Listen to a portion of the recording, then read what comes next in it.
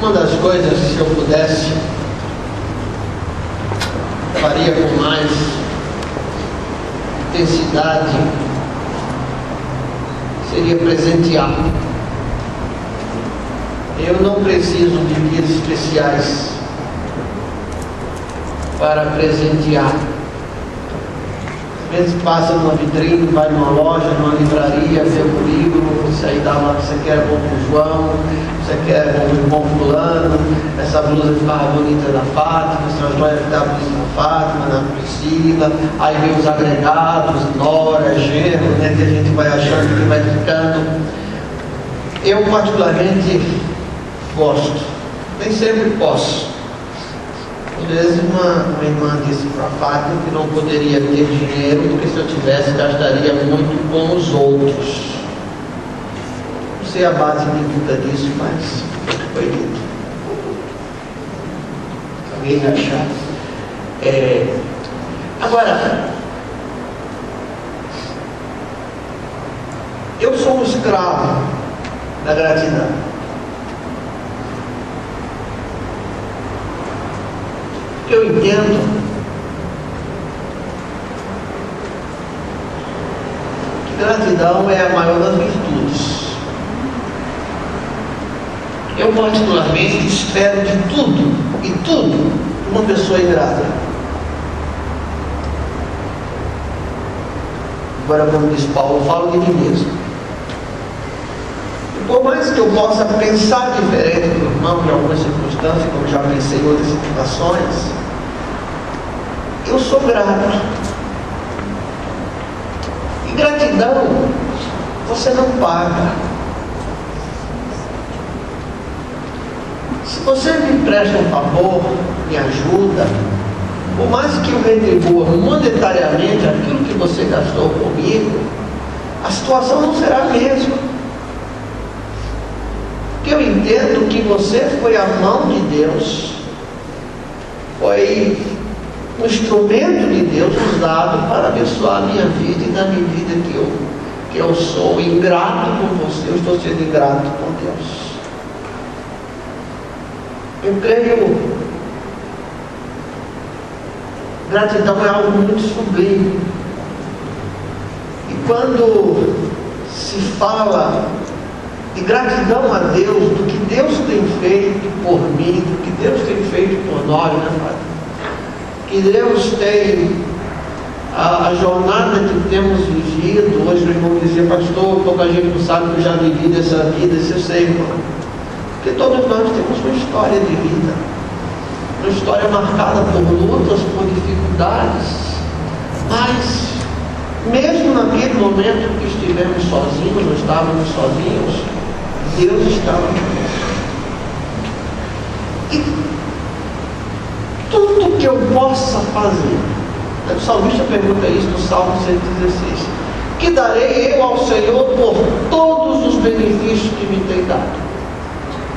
Tudo que eu possa fazer para agradecer a Deus é pouco. Olha, se eu tenho dificuldades, se eu me sinto, Paulo diz isso, eu me sinto devedor, eu me sinto escravo na gratidão. É lógico que eu vou saber tentar separar as coisas, mas mesmo quando possa vir a divergência das ideias, dos conceitos, dos pensamentos, eu conservo no meu coração o senso de gratidão.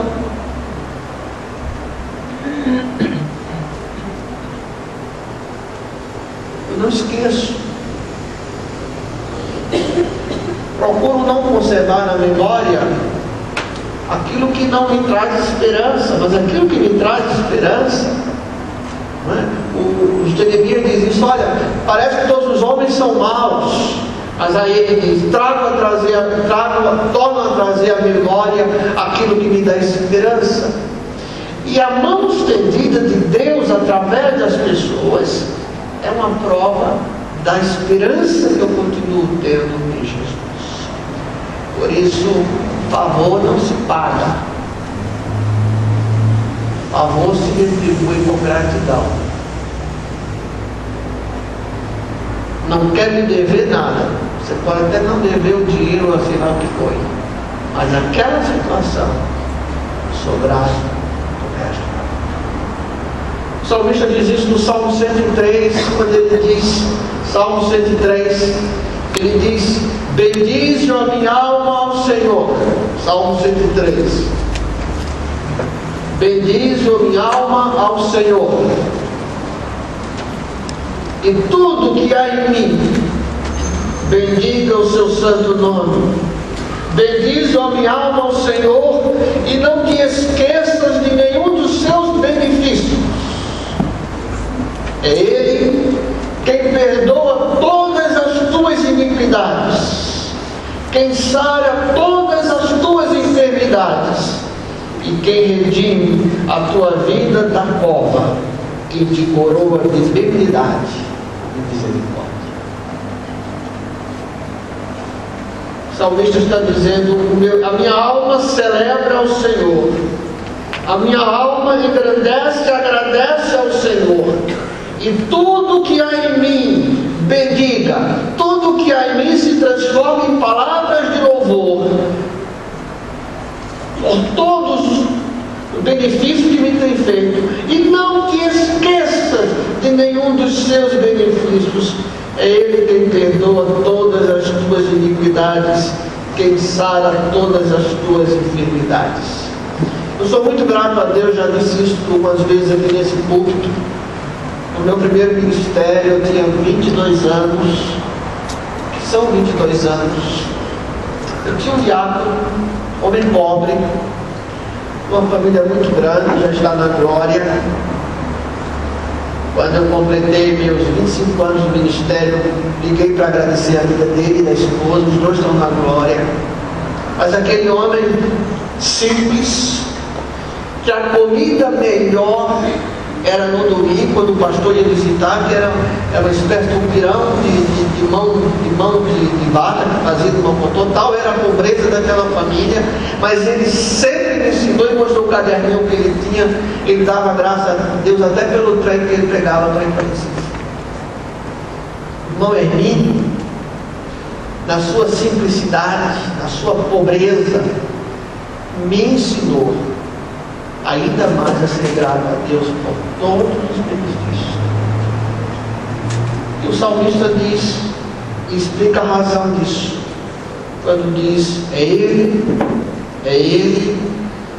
quem te perdoa, quem perdoa todas as tuas iniquidades, e quem sara todas as tuas enfermidades, e quem redime da vida, e quem redime a tua vida da cova, e te coroa de benignidade. Quando esse texto é traduzido para o grego, eles pegavam o hebraico, viu no grego a palavra que mais se aproximava do sentido. E iniquidade é traduzida por anomia, que quer dizer ilegalidade, que dá a ideia extrema de oposição ao amor. Que amor? Amor de Deus. Iniquidade significa uma extrema oposição ao amor de Deus. Qual a manifestação máxima do amor de Deus? Qual? Jesus Cristo. Então, a iniquidade é essa posição, consciente ou inconsciente, que tomamos de antagonismo ou de ilegalidade diante de Deus. Lá em Mateus capítulo 9, versículo 2 e 6, Evangelho de Mateus capítulo 9, versículos 2 e 6, O evangelista diz assim: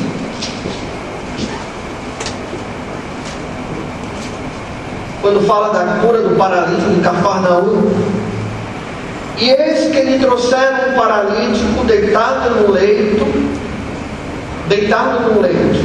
Jesus, pois, vendo-lhe a fé, disse ao paralítico: tem ânimo, filho, perdoados são os teus pecados.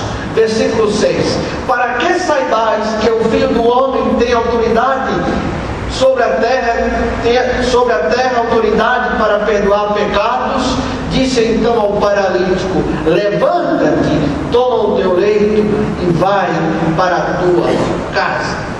Mas antes de curar, Jesus perdoou os pecados. Se abrirmos a nossa Bíblia em Romanos capítulo 6, verso 19, o apóstolo Paulo vai mostrar exatamente essa questão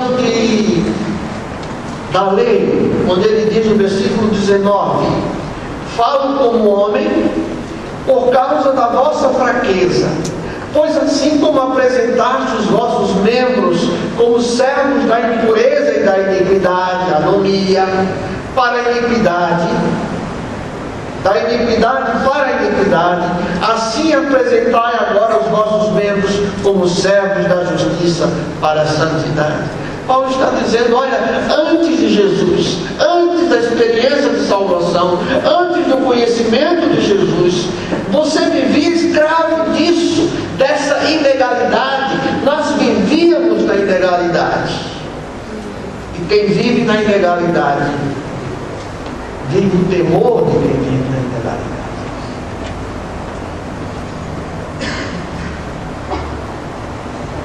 Às vezes você descobre aleatoriamente que a sua carteira está vencida. Sua carteira de habilitação está vencida. Alguns de nós somos tão desligados com isso que percebemos durante uma viagem, não é? Que a carteira de habilitação está vencida. Como dizem aqui em São Paulo, em convênio com os Correios, a carta, né? Que a carteira está vencida. Você fica tremendo, ansioso cada vez que vê uma blitz, cada vez que vê um posto de fiscalização, porque você está na ilegalidade. E é isso que o salmista está dizendo: olha, é Deus quem perdoa todas as tuas iniquidades, é o Senhor quem perdoa as minhas iniquidades, é o Senhor quem perdoa os meus pecados, é o Senhor quem me tira da ilegalidade. Irmãos, pelo menos sou assim. O que me prega a vida é o amor que eu tenho às pessoas, a minha família e as pessoas, e a consciência que Deus tem projeto. Mas eu penso que os crentes em Jesus não têm medo, do ponto de vista espiritual, dessa experiência chamada morte,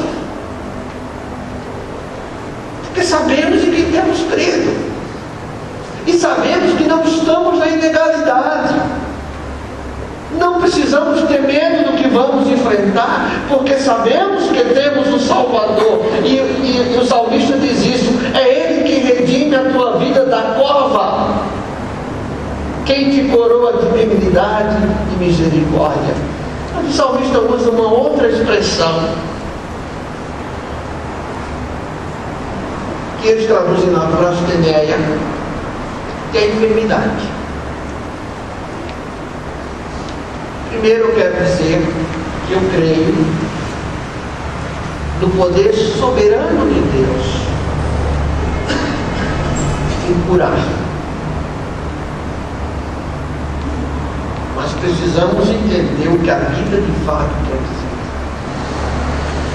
Quanto mais você estuda a hermenêutica bíblica, mais você fica temeroso do ponto de vista de tremor e temor diante de Deus naquilo que você vai ensinar.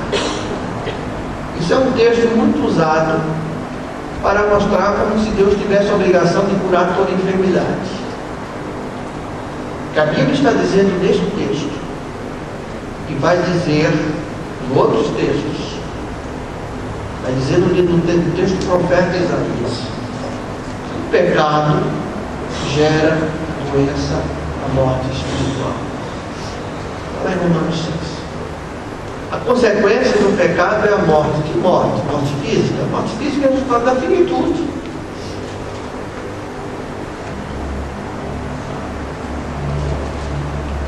Quer ter uma ideia do que é viver 200 anos? Vê o homem bicentenário se você quer viver aqui. Hoje a irmã Devinha dizia, pastor, antigamente eu coordenava a família, agora eles me levam para um canto para outro, né, minha irmã? É difícil, né? Ela dirigiu muitos anos a família assim, né? Aquele jeitinho dela, né? De matriarca. De certa forma, ele é matriarca. Mas hoje, ela precisa.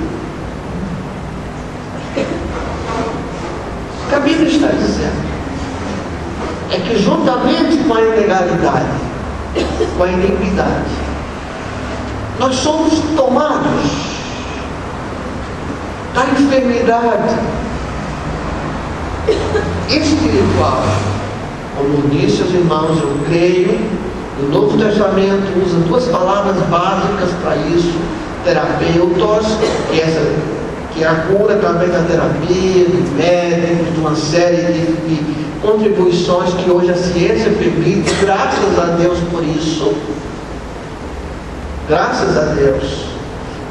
Nós é que às vezes algumas coisas queremos que Deus trate do milagre e outros quer que Deus trate, você não tem dúvida em procurar médico.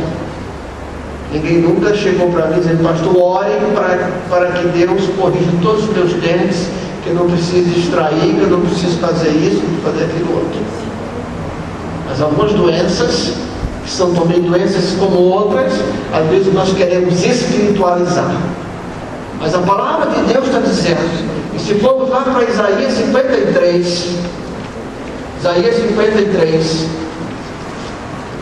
é que Deus em Cristo, o sacrifício vicário, o sangue derramado na cruz, o sacrifício vicário de Jesus Cristo, diz aqui no versículo 5 do capítulo 53 de Isaías, diz assim a palavra do Senhor: mas ele foi ferido por causa das nossas transgressões e esmagado por causa das nossas iniquidades, e o castigo que nos traz a paz estava sobre ele, e pelas suas pisaduras fomos sarados. Deus cura. Não ouso dizer que não. A minha caminhada com Deus não permite negar esse fato espiritual. Mas há uma doença que é para a morte. Há uma doença que é para a vida eterna longe de Deus. Essa doença é causada pelo pecado, é causada pela iniquidade. E se formos lá para a primeira carta de Pedro,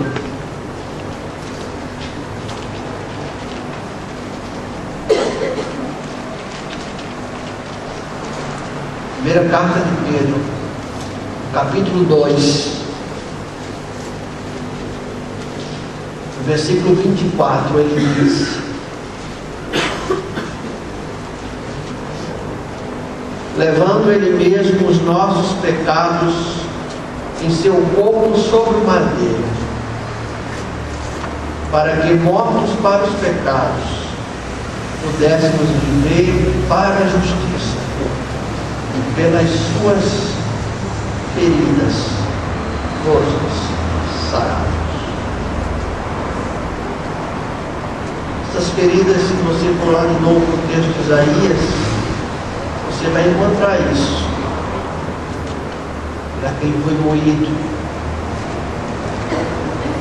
Isto é, aquela doença chamada morte eterna, que nos separava de Deus por conta do pecado, por conta da ilegalidade, por conta da iniquidade, agora ela é restaurada em Cristo Jesus. É um sacrifício.